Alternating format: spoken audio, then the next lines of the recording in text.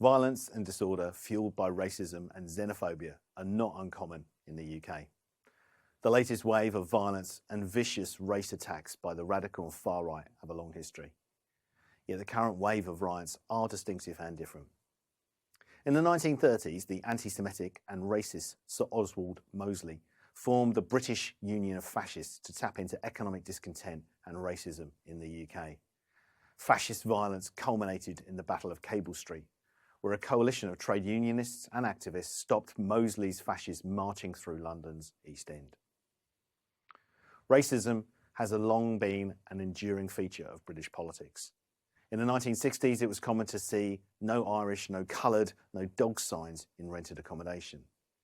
And a long-standing failure of successive governments to tackle social cohesion and structural racism also triggered riots and discontent. In the 1980s, in Brixton, there were a series of violent clashes between many black British youths and the police force. In 2023, a landmark report found that the Metropolitan Police was still to be institutionally racist. More recently, in the 2000s, a series of riots took place in the north of England.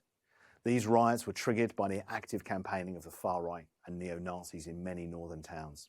Here, the British National Party were targeting local councils with prominent attacks on the British Asian community.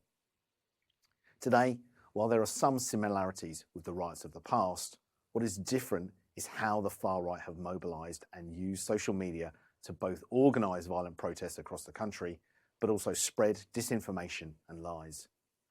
Notably, it was a violent knife attack which caused the tragic loss of life in Southport that has triggered the current wave of rioting.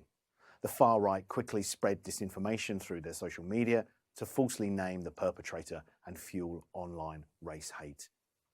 History suggests that fascism can be fought and defeated, such as Mosley's BUF in the 1930s.